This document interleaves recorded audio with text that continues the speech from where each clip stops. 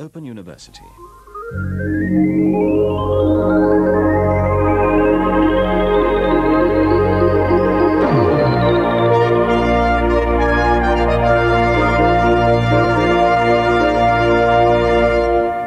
Hello, my unfinished monuments. You find me on the top of Calton Hill in Edinburgh, which is my hometown, I suppose. I wasn't born here. I was born in Paisley. My ancestral roots are in the west coast of Scotland, the islands like Mull, Iona. But I was brought up here, and I never really considered staying in Edinburgh. I left basically as soon as I'd graduated from Aberdeen University, and I think one of the reasons I left was because I never had a romance in Edinburgh. I never had a girlfriend in Edinburgh, and that kind of made me feel rejected by the city. Also, it's a city which essentially runs on financial services, insurance, a kind of institutionalized caution, and a bourgeois, solid, conservative kind of feeling in the city centre. It's interesting coming back, though. I tend to come back twice a year to see my elderly mother, who's bearing up very well. What I see, the first things I see, let me just say my first impressions. Okay, I came from Lisbon, so I was in a kind of Portuguese frame of mind. So the first things I noticed were the exorbitant prices of everything. When you come in from the airport, the Lisbon airport ride it costs €1.50 or something like that. It's ridiculously cheap, and on a very good metro which goes straight to the airport terminal. Here in Britain, it's never quite that simple. You had to take either a tram or a bus from Edinburgh Airport, and that's going to cost you between £4.50 and £6.50, so it's even more in euros, a little bit more, although there's pretty much euro-pound parity right now.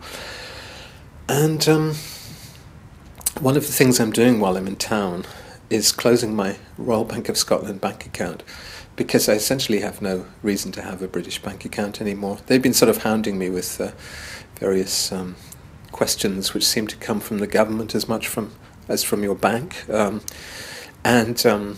So that's one reason to close them down. But also they charge me, rip off Britain again. They charge me such a lot of money to use my Visa card to take money out of the wall in other countries. It's a bit like roaming fees or something, which of course will not be controlled anymore once Britain leaves the EU. So Britain will become even more rip-off Britain. The other thing that's shocking when you come from Portugal is that you pay a lot of money for very sort of bad coffee in Britain. An espresso, I was used to paying 40 euro cents for a very nice little espresso, in Lisbon, and here an espresso is £2.20 on Coburn Street, in the Milk Bar, for instance. So what do I notice? I noticed that all the culture stores have disappeared from the centre of Edinburgh. Those were the things that sort of excited me about walking around town. Things like record shops and bookshops. There are a few second-hand bookshops in West Bow, around the art school, and I went in there and inevitably bought some books, a Patrick White novel called The Vivisector, and a Raymond Radiguet novel called The Devil in the Flesh. I almost bought some Jocelyn Brooke, which I already have in storage, but I thought that was a bit much. And I almost bought Hadrian VII, which again I have. I think I have that in storage because I read that in the 80s. But the new bookshops have all closed down. The second-hand ones survive. The record shops are long since gone. There's one record shop on Coburn Street selling vinyl, but all the mega stores and things, or even the funky little shops like Avalanche, seem to have either moved away or gone. I think Avalanche still exists somewhere. But it makes the city experience a bit boring, when there's no actual culture being sold in the shops. So the shops which used to sell books and things have gone back to selling leggings and kind of tourist souvenirs. And the city centre is, like many city centres, sort of overrun by Chinese. Not that I have anything against the Chinese at all, but their economic power and ability to travel is keeping a lot of cities afloat. And in fact, I was reading the papers in Lisbon. It was saying that tourism is their main industry now. They're really expecting that to keep expanding for them. And of course it brings problems with gentrification and stuff like that, but it's also essential for them. So I noticed other things happening, like the St James Centre, which was just built when I lived in Edinburgh in the late 70s, is now being demolished, and it looks like a bomb site. The cranes have moved in there. They're going to build this new kind of giant golden turd thing in its place. Up here on top of Calton Hill, I love the Grecian sort of feel and the sort of exotic vegetation they have up here. Exotically Scottish vegetation, I hasten to add. It's a kind of romantic Walter Scott landscape up here. And I associate it with the golden age of my relationship with Edinburgh, which I suppose was joining a band of ex-members of Joseph Kay. Joseph Kay posed for some of their more famous publicity shots up here, standing in between the pillars of the unfinished National Monument, which again goes back to sort of Sir Walter Scott-like nostalgia for a kind of fictitious past that Scotland had. I've just had lunch with Jerry Hassan, who's been one of the most staunch supporters and boosters of my Book of Scotland's. In fact, we talked about possibly getting the Book of Scotland's back into print in Scotland with a Scottish imprint, since the rights have reverted to me. But yeah, we were talking about really Scotland's identity and its sense of self. He's a big fan of very different aspects of Scotland. He has problems with Edinburgh. He doesn't like Edinburgh much. He comes from Dundee, actually, but he lives in Glasgow. And he goes around taking photographs of the junior league football clubs, which have not been overrun by the money motive that the big clubs have been afflicted by. And so they remain a bastion of working class culture in Scotland. And it's not a particularly exciting time politically. It's a sort of confusing time because the momentum of the independence movement has has gone. The polls suggest that the support for independence is actually no more than it was when the actual plebiscite was taken a couple of years ago, whether we should be independent or not. So it might still be a no answer. But Jerry thinks, and I think, that it will eventually go through, that we will eventually become independent. England is having its own kind of national identity crisis. The Brexit thing is essentially an English independence movement in disguise. This is something the English themselves don't seem to realise, but what they are, when they talk about getting control back from Europe, essentially they're talking about an English movement in which they're kind of minoritarian white English people. So that's interesting. What else do I notice in Edinburgh? The exhibition I'm standing right beside just now is about pubs. It's in the Collective Gallery, which I guess has had an injection of money from Creative Scotland. It's building a new building here on top of Calton Hill. I like the sort of Mist-like atmosphere. It's like Mist, the CD-ROM game from the 90s up here. It's sort of mysterious, almost spiritual vibe. You get a strange kind of observatory and the sort of higgledy-piggledy 19th century buildings. They're giving away a newspaper called The Last Hour, and it's headlined, "When is a pub not a pub?" And they've distributed this artist-made newspaper, which is actually not terribly arty, around the pubs in the vicinity of Calton Hill. Are landlords artists is the big question on page 3. And it starts with Joseph Boyce's proclamation that everyone's an artist and ends with the idea that actually pub landlords might be artists, just as much as profit-driven artists working in their studios thinking about how to make a buck are. So a kind of slightly cynical conclusion. But actually the other thing that really strikes you when you come to Britain is the kind of higgledy-piggledy, make-do kind of the 19th century infrastructure, the fact that British people essentially live under clouds. That's a very big difference from Portugal. There are no clouds until suddenly you're sort of in the Irish Sea, and then this sea of clouds complements the sea. And then as you descend into Scotland, you can really see these rolling hills are echoed and mirrored by the rolling clouds very close above them. So close that a duck might be lost, as Jacques Brel put it about Belgium.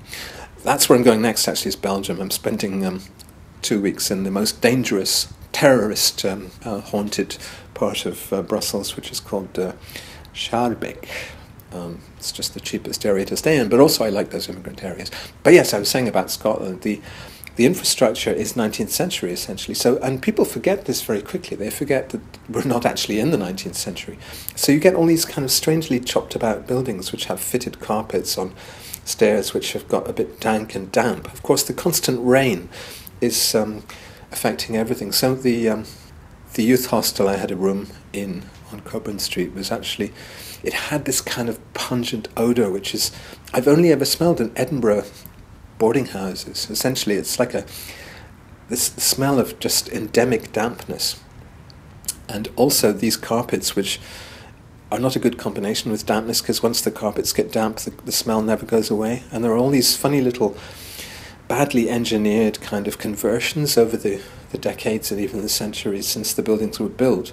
So they have these very imposing stone exteriors and a lot of rather fanciful little turrets and outhouses and roof detailing and statues and things. It's quite so, it's very Harry Potter, actually. You can see that the thing I live next to in Japan, which is the Universal City Harry Potter World theme park, where they've made Hogwarts, and it's the only element of sort of pseudo-19th century in the environment that I live in Osaka. But here, the whole city is like that. The whole of Edinburgh is kind of these old stone buildings, which inside are all kind of badly just botched together, staircases that aren't quite wide enough, and monuments like the one up here on Calton Hill, which has not actually yet been finished. And it's just it's something you forget when you live in Britain, that the whole world is not like that. It's just a British thing of sort of crap compromise, and also this fear of innovation, of living in the present. Something Marshall McLuhan said, that artists are the only ones who are really attuned to the present day and to the technical innovations of the present day, that everybody else is kind of living a few decades in the past.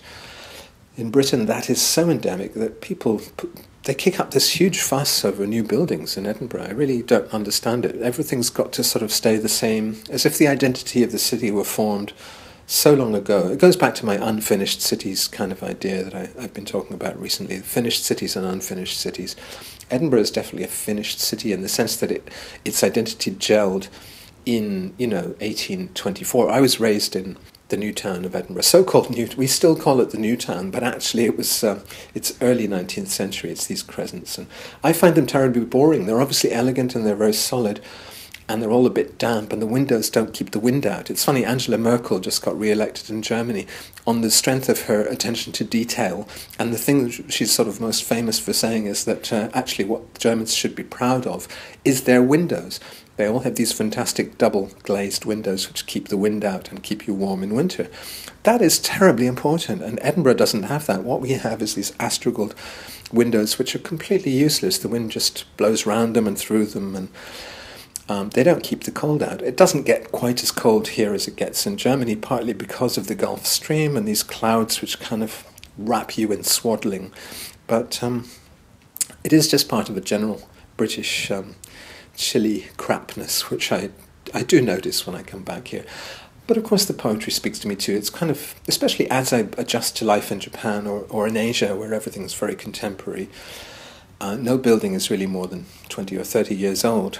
I suppose you do appreciate, and this is in a way me seeing Edinburgh through Chinese eyes or Asian eyes. I can see that the Chinese tourists must really feel they're getting their money's worth. It's not just a trip to the other side of the world, but it's a trip to the past, something they haven't preserved in their own societies.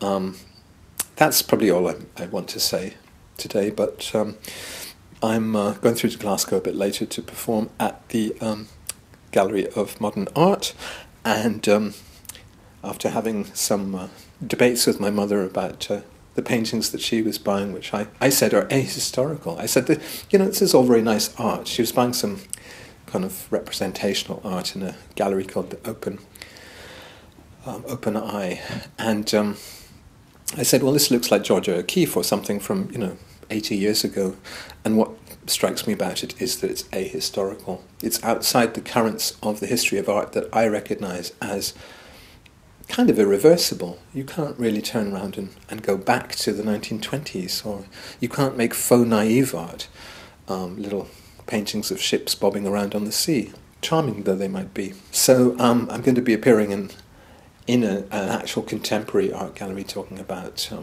actually something terribly boring, I think, which is surveillance and security, something I don't particularly care about, or I've traded off, just like everybody else has, made the trade-off between everybody knowing everything there is to know about you and being able to communicate, which is what I'm doing right now.